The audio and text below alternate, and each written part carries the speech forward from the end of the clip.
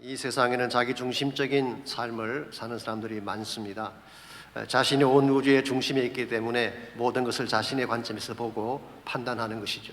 그러다 보니까 진짜 보아야 할 것을 보지 못하고 좁은 안목에서 잘못되게 살아갈 때가 많습니다.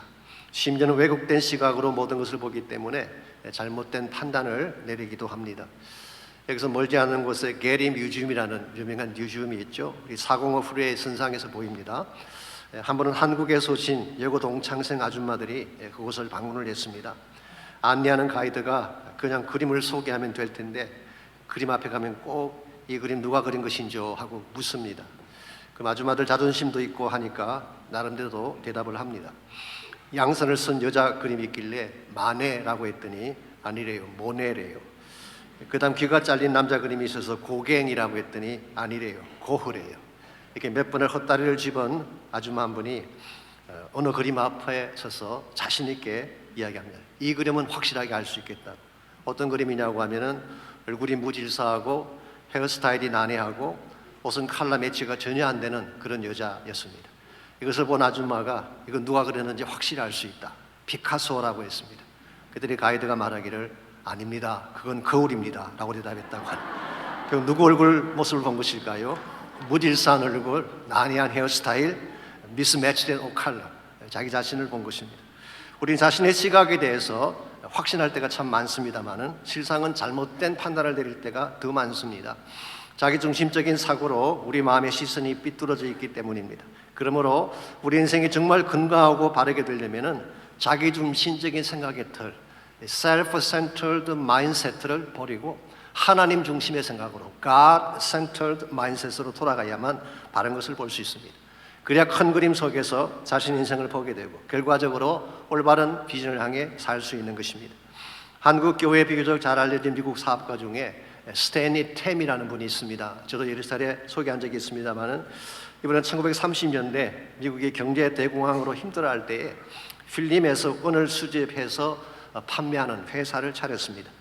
돈을 벌겠다는 일념으로 야심을 갖고 사업을 시작했는데 얼마 지나지 않아서 실패하고 말았습니다. 그때 그의 수중에 남아있는 돈이 $25, 그리고 아버지에게 빌린 돈 $12, 합쳐서 $37가 그의 전 재산이었습니다. 낙심한 채 라이마에 있는 자기 집으로 돌아올 때 하나님께서 그의 마음속에 이렇게 말씀을 해주셨어요. 스탠리야, 자본이 없다고 너무 실망하지 말아라. 진짜 자본은 나를 믿는 믿음이다. 너의 기업을 나에게 양도하고 내가 너를 대신해서 경영할 수 있도록 하지 않겠느냐. 이 말을 들은 스탠리 템이 오케이, 그렇게 하겠습니다. 내 기업의 소유권을 당신에게 양도하겠습니다 라고 서약을 했습니다. 그리고 다시 사업을 시작했는데요, 그때부터 사업이 성공하기 시작하는 것입니다. 하나님이 직접 경영하시니까 안 될 리가 없지 않겠습니까? 그렇게 해서 세워진 회사가 오늘날 오하이오 라이마에 있는 United States Plastic Corporation이라고는 유명한 회사입니다. 그런데 문제는 정말 이렇게 성장한 기업을 하나님께 드린다는 것이 쉬운 일일까요? 그렇지 않을 것입니다. 급할 땐 뭐건 하겠다고 하지만 잘 풀리면 언제 그러냐는 듯이 잊어버릴 때가 많잖아요. 우리 말로 화장실 갈 때 다르고 올 때 다른 것처럼 말이죠. 그런데 스탠리 템은 그렇게 하지 않고 실제로 자신의 기업을 하나님께 양도를 했습니다. 주식의 51%를 선교단체에 기증을 함으로써 실제 회사의 오너십을 하나님께 드린 것입니다. 그리고 그 회사 벽면에 큰 글자로 Christ is the answer, 그리스도가 해답이다 라고 하는 글자를 써붙였어요. 저 그림이 인터스테이트 프리웨이 75분이 지나가는, 거기서 볼 수 있는 큰 글자라고 합니다. 사실 이것만으로도 충분한데 그건 여기서 끝이지 않습니다. 1952년도에 한국을 방문한 후에 전쟁의 참화 속에 폐허가 된 그 땅을 바라보며 하나님께 기도하는 중에 자신의 51%가 아닌 전부를 하나님께 드리기로 작정합니다. 그래서 자신은 인플로이로 일을 하되 회사 프라페서 진액을 복음을 위해 쓰기로 작정한 것입니다. 그 결과 한국 땅에만 약 400개의 교회가 개척되는 데 도움을 주었고 전 세계적으로 지금까지 1억 5천만 불을 선교를 위해 헌금을 했습니다. 수만 명의 복음 전도자들을 지원하는 일을 지금도 계속하고 있습니다. 제가 최근에 웹페이지에 들어가 보았더니 저런 통계가 나와 있었어요. 맨 위에 보시면은 US Plastics gives 100% of yearly dividends to bring God's love. 하나님의 사랑을 가져오게 하기 위해 US 플라스틱스는 매년 나오는 배당금 100%를 하나님께 드린다라고 기재되어 있고, 실제로 2021년 팬데믹 기간 중에도 결신자가 22만 762명, 침례받은 사람만 9만 8천 명이 넘고 75개국이 넘는 지역에서 사역을 계속하고 있다는 보고였습니다.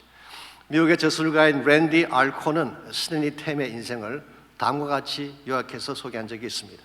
37달러의 자산을 하나님께 양도한 결과 수천 수백만 배의 복음적 열매를 하나님께 올려드릴 수 있었다.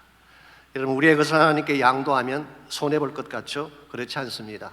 우리의 것이 하나님의 손에 붙잡히게 되면 우리가 할 수 있는 것보다 훨씬 더 많은 차원의 열매를 맺게 하시는 것입니다. 그래서 C.S. 루이스는 크리스찬은 자신을 하나님께 양도한 만큼 쓰임받는다, 이런 말을 했어요. 우리가 얼마나 하나님께 나를 드리냐에 따라서 우리 인생의 열매가 달라지는 것입니다. 이런 의미에서 우리가 하나님께 올려드리는 것은 상실이 아닙니다. 빼앗김이나 손실이 아니라 오히려 극대화된 열매를 맺는 길이라고 할 수가 있습니다. 이런 면에서 참으로 지혜로운 사람은 자신의 것을 움켜잡고 자신만을 위해 사는 자가 아니라 나의 꿈을 하나님께 양도함으로 하나님 사이즈의 꿈을 이루며 사는 자라고 할 수 있습니다. 여러분의 삶은 어떠한지 모르겠습니다. 혹시 자기중심적인 삶에 심취된 나머지 자신만을 위해 살고 있지는 않는지요? 하나님을 위해 하나님께 나의 모든 권리를 양도함으로써 하나님의 목적을 위해 살 수 있다면 훨씬 더 큰 열매를 맺을 수가 있는데, 우리는 그 사실을 망각한 채 자기중심적인 삶을 추구할 때가 참 많습니다. 여러분과 제가 정말 하나님이 기뻐하시는 바른 삶을 살기로 원한다면 더 큰 안목을 가지고 하나님의 목적을 위해 나를 드릴 수 있어야 됩니다. 우리가 어떻게 할 때에 하나님의 더 큰 비전을 위해 나의 삶을 양도하고 드리며 살아갈 수 있을지, 오늘 같이 봉독한 본문을 중심으로 그것을 함께 정리해 보려고 합니다. 오늘 같이 봉독한 본문에 보시면 자신의 가장 소중한 꿈을 하나님을 위해 양도했던 한나의 스토리가 소개가 되어 있습니다. 지난번에 소개해드린 것처럼 한나에게는 자식이 없었죠. 이것 때문에 당하는 아픔과 고통이 너무나 심했습니다. 오죽했으면 엘리 제사장에게 나는 마음이 슬픈 여자라고 고백했겠습니까? 그랬는데 그녀가 성소에 나가 마음을 토하며 기도한 결과 하나님이 그 기도를 들어주셨어요. 27절 말씀 보시면은 하나님의 응답을 이렇게 묘사하고 있습니다. 이 아이를 위하여 내가 기도하였더니 내가 구하여 기도한 바를 여호와께서 내게 허락하신지라. 여기서 기도했다는 말의 뜻은 아들을 주세요라고는 요청의 기도를 드린 것입니다. 그랬더니 하나님이 그것을 허락했고 그 기도의 응답이 사무엘이라는 아들이었습니다. 사실 사무엘은 한나가 지금까지 정말 갖고 싶어하던 꿈과 같은 선물, 자기의 모든 아픔을 싣고 엉그리진 한을 풀어버릴 수 있는 최상의 선물이 사무엘이었어요. 그랬는데 이와 같이 천신만고 끝에 얻은 이 아들을 한나는 어떻게 했나요? 28절에 보면 그 내용이 나와 있습니다. 그러므로 나도 그를 여호와께 드리되 그의 평생을 여호와께 드리나이다 라고 했어요. 정말 천신만고 끝에 얻은 그 아들, 자기 꿈과 같은 그 아들을 여호와께 드리겠대요. 우리는 여기서 한나가 드린 기도의 특징을 볼 수 있습니다. 그녀의 기도는 주세요로 시작을 해서 드립니다로 끝맺음 맞고 있어요. 저는 이것이 성숙한 기도라고 생각합니다. 어떤 분은 그렇게 말씀하셨어요. 기도의 응답은 끝이 아니라 시작이다.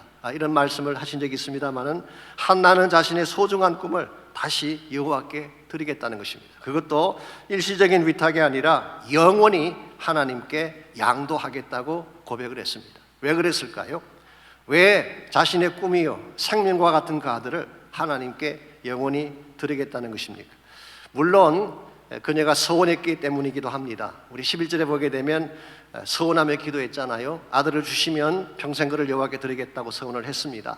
그러나 그것 때문만은 아닙니다. 앞에서 스탠리 템을 소개할 때 잠깐 말씀드린 것처럼 서원하고도 바치지 않는 사람들이 많이 있죠. 아니 드리더라도 일시적으로 부분적으로 드리는 경우도 흔히 볼 수가 있습니다. 그런데 한나는 자신의 아들을 온전히 completely 그리고 그의 평생을 permanently 하나님께 양도한 것입니다. 왜 그랬을까요? 한나는 하나님이 장차 이 아들을 통해 이루실 더 큰 계획과 비전을 보았기 때문입니다. 이 아들은 자신의 소유로 삼고 자신만 움켜잡고 살아야 될 아들이 아니라 장차 이스라엘 민족을 위해 한 걸음 더 나아가 하나님 나라의 비전을 위해 사용할 아들이라는 사실을 알았기 때문에 이 아들 하나님 손에 양도해 드린 것입니다. 여기서 우리는 한나가 가지고 있던 더 크고 넓은 차원의 안목을 볼 수 있습니다. 나의 꿈이 아니라 하나님의 꿈, 나의 만족이 아니라 하나님 목적을 이루는 삶, 이게 한나가 가지고 있던 신앙적인 안목이었고, 이것이 궁극적으로 자기 아들을 하나님께 양도한 이유였습니다. 오늘 여러분과 저에게도 동일한 안목이 필요합니다. 우리가 정말 하나님 앞에 내 삶을 드릴 수 있는 안목이 있어야지 하나님 우리를 통해 더 큰 일을 행할 수가 있게 되고 놀라운 역사들을 나타낼 수가 있는 것입니다. 우리가 어떻게 할 때에 좁은 안목을 벗어나서 더 큰 차원의 하나님의 꿈을 위해 우리 인생을 드리며 살 수 있을지, 오늘 본문에 보시게 되면 한나의 케이스가 나오는데요, 한나의 케이스를 통해 우리의 헌신을 통해 하나님 비전을 이루는 몇 가지 비결을 함께 정리해 보려고 합니다. 첫 번째로, 나의 것을 양도함으로써 하나님이 더 큰 꿈을 이루려면 꿈의 기원에 대해서 알아야 돼요. 나에게 주어진 꿈이 어디에서 온 것인가, 내 꿈의 원천이 누구인가를 알아야 되는 것입니다. 여러분 아시겠지만 우리에게 주어진 모든 것은 하나님이 주신 거예요. 구원도 하나님이 주신 것이고 사랑도 하나님이 주신 것이죠. 나의 생명도 하나님이 주셨기 때문에 존재하는 거 아니겠습니까? 나에게 주어진 모든 것이 하나님으로부터 왔다는 사실을 인식할 때에 우리가 우리 삶을 하나님께 내어드릴 수가 있는 것입니다. 한나의 경우 사무엘이 그의 꿈이라고 말씀드렸지만 이 꿈의 잉태가 어디서 시작된 것일까요? 한나 스스로 만든 것이 아니라 하나님이 주신 거예요. 19절과 20절 말씀 보시면 그 내용이 잘 나와 있습니다. 그들이 아침에 일찍 일어나 여호와 앞에 경배하고 돌아가 라마의 자기 집에 이르니라. 엘가나가 그의 아내 한나와 동침하며 여호와께서 그를 생각하신지라. 이게 생각한다는 이 말의 뜻이 히브리 원어를 보게 되면 기억한다, 그런 뜻입니다. 이것은 단순히 잊지 않는다는 의미라기보다는 가슴에 새긴다, keep in mind, 이런 의미를 가지고 있습니다. 우리가 기도하면 우리 기도는 땅에 떨어지는 것이 아니라 하나님의 가슴에 새겨지는 것입니다. 그러므로 때가 되면 반드시 이루어지는 것이죠.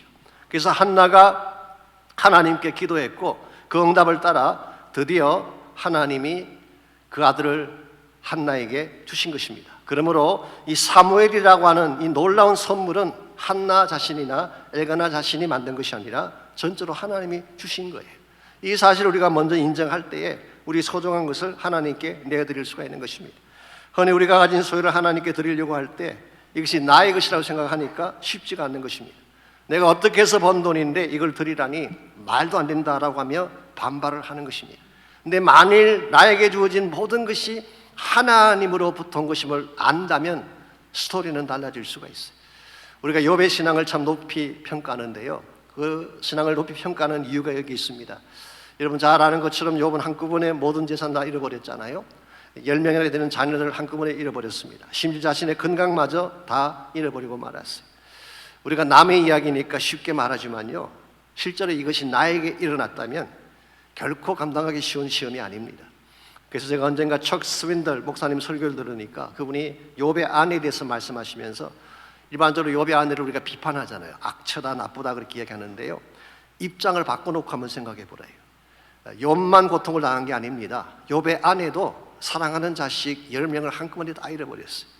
자식을 잃어버린 엄마의 아픔 어떤지 짐작하십니까? 결코 쉬운 일이 아닙니다. 그래서 적소인들은 말하기를 Don't put too harsh blame on Mrs. Job. 이 욥의 아내에게 너무 심하게 블레임을 쏟지 마십시오. 그런 상황이면 누구나 그럴 수 있다는 것이죠. 이와 같이 누구나 다 원망할 수 있고 불평할 수 있는 상황인데 그래도 불구하고 욥은 어떤 반응을 보였나요? 욥기 1장 21절입니다. 이르되 내가 모태에서 알몸으로 나와 싸운즉 또한 알몸이 그리로 돌아가올지라. 주신이도 여호와시요 거두신이도 여호와시오니 여호와의 이름이 찬송을 받을지니이다. 욥이 이와 같은 고백을 하게 되었던 근본 이유는 나에게 주어진 모든 것이 하나님으로부터 왔음을 알았기 때문에, 처음부터 내 것이 아니었기 때문에, 설사 하나님이 다시 가져가신다고 할지라도 still 하나님은 나의 하나님이요 내 찬양의 대상이다, 그런 뜻이에요. 오늘 여러분과 저에게 나의 소유가 하나님의 것이라는 것을 인정할 때에 이런 고백을 드릴 수 있는 것이 가능한 것입니다. 역대상 29장에도 유사한 고백이 나옵니다. 이것은 다윗이 드린 고백인데요, 다윗은 자기 생전에 성전 건축에 대한 모든 물품과 모든 재료를 다 준비하기를 원했어요. 그래서 온 백성을 동원시켜서 성전 건축에 필요한 모든 것들을 완벽하게 준비를 했죠. 그 결과 엄청난 예물이 사해지게 됐습니다. 그때 다윗이 뭐라고 했는지 아십니까? 역대상 29장 14절입니다. 나와 내 백성이 무엇이기에 이처럼 즐거운 마음으로 드릴 힘이 있었나이까? 모든 것이 주께로 말미암아 사오니 우리가 주의 손에서 받은 것으로 주께 드렸을 뿐입니다. 이게 참 위대한 고백이죠. 내가 주님께 드린 것 하나님이 주신 것입니다. 모든 것을 하나님이 다 주셨는데 내가 주님께 드린 것은 주의 손에서 받은 것이라는 고백. 이런 사람은요 자랑이 없습니다. 모든 것이 하나님 것임을 알기 때문에 아무리 많이 드려도 자기가 드렸다고 말하지 않아요. 하나님의 은혜를 고백하는 것입니다. 이와 같은 것은 물질에만 해당하는 것이 아닙니다. 우리 삶의 모든 것이 다 하나님으로부터 온 것입니다. 우리의 건강 하나님 주신 거예요. 우리 가정 하나님이 주신 것입니다. 우리의 직장, 우리의 사업도 다 하나님이 주신 거예요. 이 사실을 바르게 인식하고 바른 청직으로 살아갈 때 우리 삶을 하나님의 영광 위에 쓰임받게 할 수가 있는 거예요. 그러므로 우리에게 주신 모든 것이 내 것이 아니라 하나님으로부터 온 사실을 인식하고 하나님의 기원을 인식하고 하나님께 내 인생을 드려야지 더 큰 꿈을 위해 나의 삶을 바칠 수가 있습니다. 두 번째로 나의 것을 양도함으로 더 큰 하나님의 꿈을 이루길 원한다면 꿈을 육성해야 돼요. 꿈의 육성이 필요합니다. 육성이라는 말은 nurturing, 영양분을 공급해서 양육하고 키운다 그런 뜻이. 우리의 꿈이 하나님께 들어지려면 먼저 육성을 해야 돼요. 가꾸어야 돼요. 그래야 하나님께 온전하게 드릴 수가 있는 것입니다. 21절과 22절 보시게 되면 한나는 그 아들을 하나님께 드리기 전에 무엇을 했는지가 나와 있습니다. 그 사람 엘가나와 그의 온 집이 여호와께 매년제와 서원제를 드리러 올라갈 때에 오직 한나는 올라가지 아니하고 그의 남편에게 이르되 아이를 젖대거든 내가 그를 데리고 가서 여호와 앞에 뵙게 하고 그게 영원히 있게 하리이다 라고 했어요. 이게 매년제라고 하는 것, yearly sacrifice, 이것은 한 해를 마무리하면서 온 가족이 드리는 희생제사를 말합니다. 서원제라고 하는 것은 본인이 서원한 것을 확정하기 위해 드리는 제사이죠. 아마도 한나가 자기 아들을 서원했기 때문에 이 서원 제사를 드리려고 올라갔다고 말할 수가 있을 것입니다. 그랬는데 한나는 그 제사를 지금 드리지 않고 아이가 젖을 뗀 후에 드리겠다고 했어요. 이 말에 대해서 남편은 엘가나가 오케이라고 했고 한나는 그 아들을 양육하며 젖대기까지 기다렸다가 젖을 뗀 후에 아기를 데리고 올라가서 제사한 사실이 24절에 기록이 되어 있습니다. 오늘날에는 우리 사회에서 일반적으로 거의 모유를 먹이지 않죠. 또 모유를 수유를 한다고 하더라도 6개월 내지 1년 정도 그렇게 젖을 먹이고 젖을 뗍니다마는 히브리 어머니들은 그렇게 하지 않습니다. 아기가 태어나면 3년 3살이 될 때까지 계속 젖을 먹인다고 합니다. 실제로 유대인의 외경 중에 하나인 그 세컨 메카비 7장에 보게 되면 한 어머니의 고백이 나오는데 3년 동안 아기를 먹였다는 기록이 거기 나와요. 그러므로 한나가 사무엘을 자신의 가슴에 안고 양육한 기간이 최소한 3년은 되었다고 보는 것이 옳을 것입니다. 자, 그렇다면 이 기간 동안 한나가 무엇을 했을까요? 젖만 먹였을까요? 아닙니다. 이 기간 동안에 아이에게 하나님을 심어주고 말씀을 심어주는 일을 했어요. 이것이 그 유명한 쉐마 교육이죠. 원래 유대인 교육의 핵심이라고 말합니다마는 이 쉐마라고 하는 이 교육의 방식은 신명기 6장에 나옵니다. 우리 신명기 6장 4절에서 9절까지 잠깐 보시게 되면 이 쉐마가 어떤 것인지가 자세하게 나와 있어요. 먼저 4절입니다.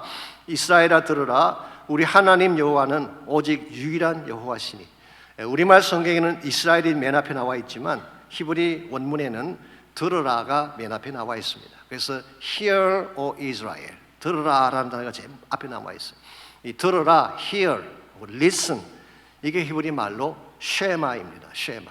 그래서 원래 랍비들의 전성에 의하면 6장 4절만이 쉐마라고 했는데 나중에 6장 9절까지를 다 연합해서 쉐마라고 부르고 있습니다. 너는 마음을 다하고 뜻을 다하고 힘을 다하여 내 하나님 여호와를 사랑하라. 오늘 내가 너에게 명하는 이 말씀을 너는 마음에 새기고 내 자녀에게 부지런히 가르치며 집에 앉았을 때든지 길을 갈 때든지 누워있을 때든지 일어날 때든지 이 말씀을 강론할 것입니다. 너는 또 그것을 내 손목에 메어 기호를 삼으며 내 미간에 붙여 표를 삼고 또 내 집 문설주와 바깥문에 기록하라고 했어요. 여기에 나타난 쉐마의 핵심은 두 가지입니다. 첫째는 오직 하나의 신 하나님을 마음과 뜻을 힘을 다하여 사랑하라는 것입니다. 이것이 우리 신앙생활의 중심축이죠. 이것이 흔들리면 모든 것이 다 흔들리는 것입니다. 두 번째는 하나님 말씀을 철저하게 가르치라는 것입니다. 어디에 있든지 무엇을 하든지 무슨 수단을 동원해서든지 철저하게 말씀을 가르치라는 것입니다. 그래서 유대인 어머니들은 아기가 태어나는 순간부터 아기를 가슴에 안고 이 쉐마를 계속 읽어줍니다. 아이가 알아듣든 못 알아듣든 상관하지 않고 계속 읽어주게 되면 이 아이의 가슴 속에 오직 하나의 신 하나님이 새겨져서 평생 하나님을 떠나지 않게 되는 거예요. 그리고 나중에 아이가 성장하게 되면 집안에 들어오는 입구에 성경 구절을 서붙여 놓고 자신의 손목이나 이마에 말씀을 붙여놓고 성경을 암송하게 한다고 합니다. 그래서 유대인들은 다른 어떤 민족보다 문장 암기력이 뛰어난다고 합니다. 이와 같이 어릴 때부터 했기 때문에 실제로 유대 아이들이 성인식을 할 때가 되면요 모세오경을 거의 다 암송한다고 합니다. 오늘 본문에 한나는 이것을 위해서 3년 동안 이 아이에게 이것을 심어주기 위한 양육기간을 가진 것입니다. 그래야만 이 아이가 장차 하나님 영광에 쓰임받을 것을 알았기 때문에 여러분과 제 삶도 마찬가지입니다. 우리가 하나님 뜻을 행하기를 원하는데 그냥 하나님께 쓰임받을 수가 없어. 내 마음속에 쉐마가 먼저 새겨져야 돼요. 오직 한 분이신 하나님 외에는 하나님이 없다는 사실을 인식하고 하나님 말씀이 내 마음속에 깊이 새겨져야지 이 말씀의 지혜를 가지고 세상을 이기고 세상을 능가하며 살아갈 수가 있는 것입니다. 흔히 많은 분들이 세상적 지식이나 두뇌가 뛰어나는 것을 성공의 비결이라고 생각을 하죠. 그래서 아이들을 좋은 학교 보내려고 애를 쓰지 않습니까? 물론 지식이 필요합니다. 그렇지만 우리 인생의 문제라고 하는 것이요 지식이나 IQ만으로 다 해결되는 건 아닙니다. 참 지혜이신 하나님 말씀이 있어야 돼요. 인생의 나침판인 하나님 말씀을 가져야지 이 험악한 세상 속에서 흔들리지 않고 바른 삶을 살 수가 있는 것입니다. 오래전에 미국에서 발간된 책 중에 The Best and the Brightest라고 하는 유명한 책이 있습니다. 최고의 천재들 그렇게 번역할 수 있는 책인데요. 이 책을 저술하신 분이 데이비드 할버스템이라는 분인데요. 여기서 말하는 The Best and the Brightest는 존 F 케네디의 참모들을 일컫는 말입니다. 존 F 케네디의 참모는 전부 하버드 대학 출신, 굴지 회사나 단체를 이끌었던 그야말로 미국 내에서 The Best, The Brightest한 그런 스텝들을 참모로 세웠어요. 그런데요, 이 천재적인 참모들의 충고로 시작된 전쟁이 무엇인지 아십니까? 그게 베트남 전쟁이에요. 그들은 전쟁하기 전에 모든 자료를 다 모으고 국제 정세와 상황을 전부 다 모아서 철저하게 분석한 결과 이 전쟁에 참전해야 된다는 결론을 내렸습니다. 그랬는데 결과는 어떻게 됐나요? 미국 역사상 최악의 패배로 전쟁이 끝나고 말았어요. 이유가 무엇일까요? 그 책에 의하면은 그들은 자신들의 두뇌만 믿었지 베트남 사람들의 정서를 제대로 읽지 못했기 때문이다라고 소개하고 있습니다. 이념적으로는 갈라져 있지만 그들의 고유한 민족 정서가 있잖아요. 근데 그 똑똑한 천재들이 이것을 읽지 못한 것입니다. 여러분, 인생의 문제를 푼다고 하는 것이 단순하게 분석하고 머리를 굴린다고 풀리는 게 아니에요. 우리의 지성이나 우리의 논리로 풀리지 않는 문제들이 얼마든지 존재하는 것입니다. 예컨대 위대한 천체학자가 우주의 광대함에 대해서는 잘 알고 있는지 모르지만 한 어린아이 가슴에 흐르는 눈물에 대해서 모를 때가 있습니다. 위대한 물리학자가 수학의 도식은 그렇게 잘 풀면서도 남녀 간 사랑의 도식을 풀지 못해 바보같이 헤매는 경우도 볼 수가 있죠. 지식이 전부가 아니라는 뜻이에요. 저희가 지난 주간 불지니아를 잠깐 다녀왔는데요. 그곳에서 오랜 저희 친구 목사님이 계셔서 함께 교제하는 시간을 가졌습니다. 그 교회 구원사님 한 분이 저와 같이 동행을 했는데 좀 특별한 분이셨어요. 남편 되시는 분은 장로님이신데 아주 지적으로 생기셨고 또 한국에서 외국인 회사도 다니셔서 영어도 잘하시는 그런 분인데요. 이 권사님은 영어를 거의 못하시는 분입니다. 근데 어디를 가든 거침이 없어요. 자신 있게 부딪히는 그런 성격이 있어요. 한 번은 권사님 네 분이 그 걸음으로 서려고 홈디포에 가서 닭똥을 사러 갔습니다. 이 닭똥을 영어로 해야 되잖아요. 혹시 닭똥을 영어로 뭐라고 하는지 아십니까? 남편 되시는 장로님이 전화기로 사전을 찾고 난리가 났는데 이 권사님 딱 한마디로 해결했어요. 치킨 푸푸 달라고.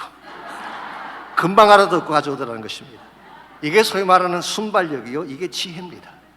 우리 인생에 주어진 문제라고 하는 것이 머리 굴리고 지식을 동원한다고 풀리는 게 아니에요.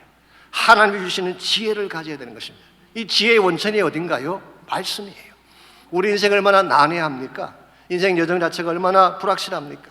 이와 같이 난해하고 불확실한 인생 여정 속에서 세상을 능가하며 살기를 원한다면 말씀의 지혜를 반드시 가져야 되는 것입니다.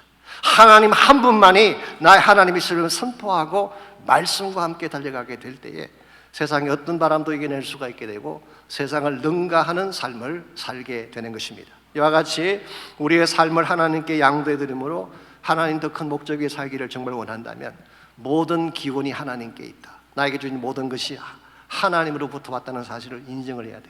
두 번째는 나의 꿈을 말씀으로 가꾸고 양육을 해야지 하나님께 쓰임받을 수가 있는 것입니다.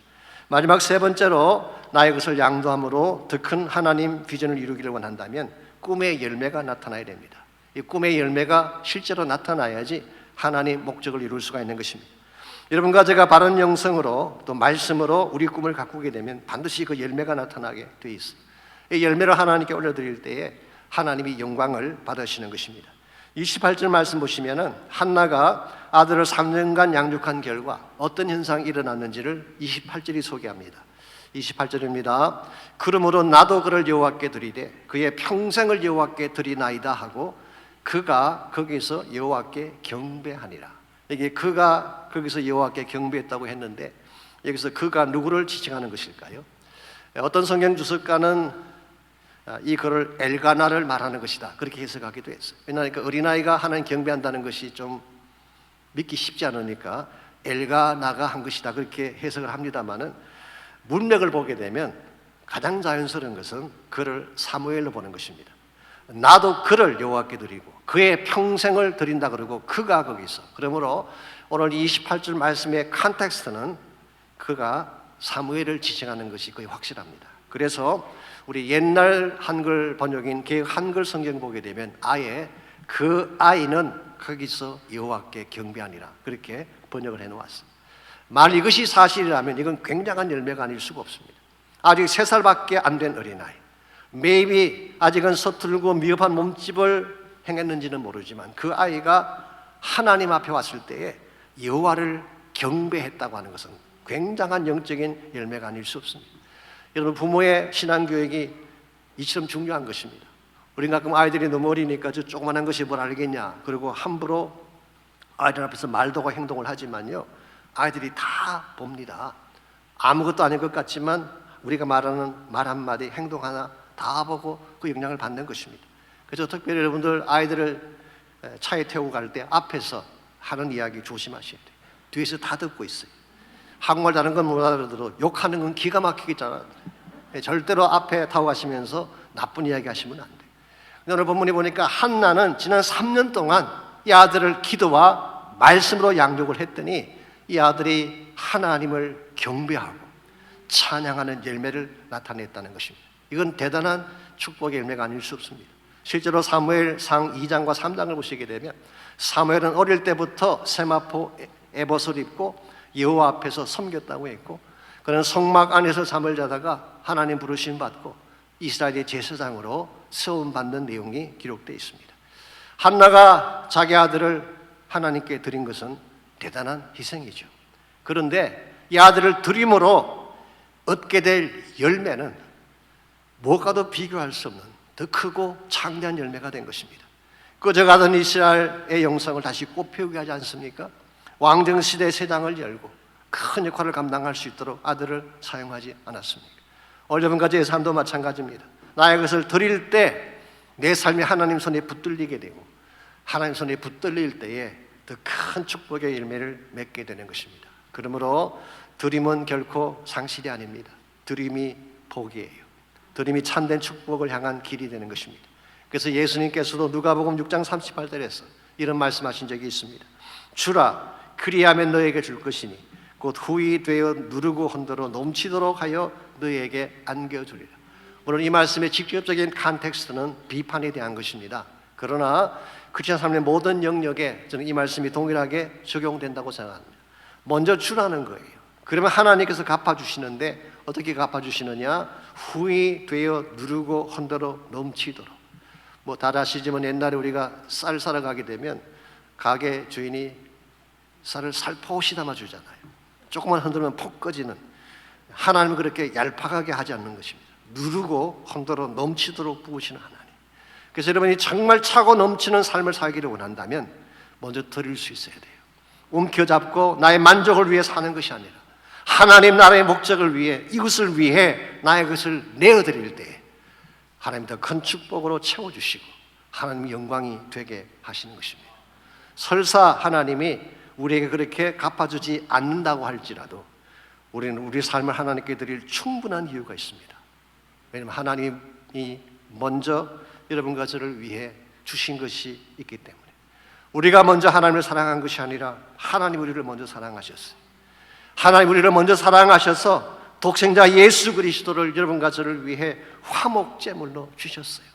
하나님은 자신의 가장 소중한 것, 하나님의 전부를 여러분과 저에게 이미 주신 것입니다. 그러므로 우리가 가진 것을 하나님께 드린다고 말하지만 하나님 우리에게 주신 것과 비교하면 아무것도 아니에요.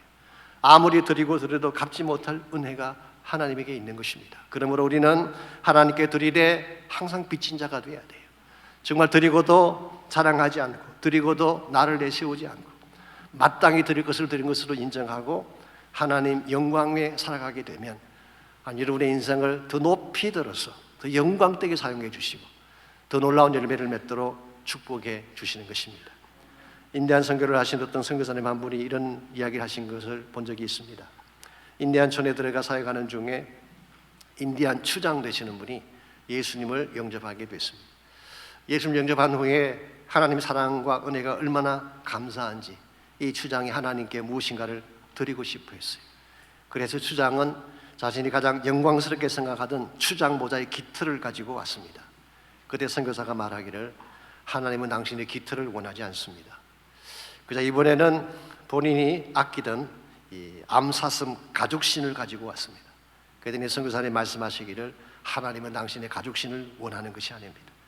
그러자 추장은 자신이 정말 아끼던 흰 백말, 이건 사실은 자신의 전 재산과 같은 것입니다. 이걸 가지고 왔더니 선교사는 하나님은 당신의 백말도 원하지 않습니다 말을 했어요. 이 말을 듣자 그 추장은 어찌할 바를 몰라하며 절규하듯 외쳤습니다. 나의 영광된 모자의 깃털도, 내가 소중히 여기는 암사슴 가죽신도, 그 내가 가장 아끼는 백말마저도 하나님이 원치 않는다면 도대체 내가 무엇을 드려야 한다는 것입니까? 이제 제가 드릴 수 있는 것은 하나밖에 없습니다. 제 자신밖에 없습니다. 그때 선교사가 바로 그것입니다. 하나님이 원하시는 것은 바로 당신 자신입니다. 하나님 오늘날 여러분과 저에게서 원하시는 것도 마찬가지예요. 물론 우리 가진 물질, 우리 가진 시간 중요하죠. 그러나 정말 하나님이 원하시는 것은 우리 자신이에요. 나의 삶 전체를 하나님께 올려드릴 때, 나 있는 모습 그대로 하나님께 나를 정말 하나의 제물같이 올려드릴 때 하나님 우리를 빚으시고 새 사람 만들어 주셔서 하나님의 큰 영광 위에 사용해 주시는 것입니다. 그러므로 지금까지 우리가 움켜잡으며 살아왔던 우리의 인생, 나의 것을 놓치면 죽는 줄 알고 나의 것만 붙잡고 살아왔던 여러분의 인생에 모든 손을 놓고 이제 나의 삶 자체를 주님께 드리는 헌신의 시간 가지시길 바랍니다. 나의 모든 것이 주의 것입니다. 나에게 주어진 시간도 물질도 생명도 주의 것입니다. 이 사실을 선포하고 주님께 나의 모든 것을 올려드릴 때 그때 우리 인생이 가장 값지게 쓰임받게 되는 것입니다. I surrender all, 나의 모든 것을 하나님께 드립니다. 내게 있는 모든 것을 아낌없이 드립니다. 사랑하고 의지하며 주만 따라가기를 원하고 내게 있는 모든 것을 겸손하게 드립니다. 세상 욕심 멀리하고 나를 받아주십시오. 내게 있는 모든 것을 주를 위해 드립니다. 주의 성령 충만하게 하셔서 나를 새롭게 하는 기도가 필요합니다. I surrender all to Jesus, all to thee, my beloved Savior. 나의 주님께 나의 모든 것을 드립니다. 이와 같은 고백으로 우리 함께 기도하고 내 자신을 주님께 드리는 시간 가지겠습니다. 함께 기도하겠습니다. 하나님, 나 무엇과도 주님을 바꾸지 않으리. 다른 어떤 은혜 구하지 않으리. 오직 주님만이 내 삶의 도움이시니 주의 얼굴 보기 원합니다. 나 무엇과도 주님을 바꾸지 나는 어떤 은혜 구하지 않으리. 주님만이 내 삶의 도움이시니 주의 얼굴 보기 원합니다. 주님 사랑해요.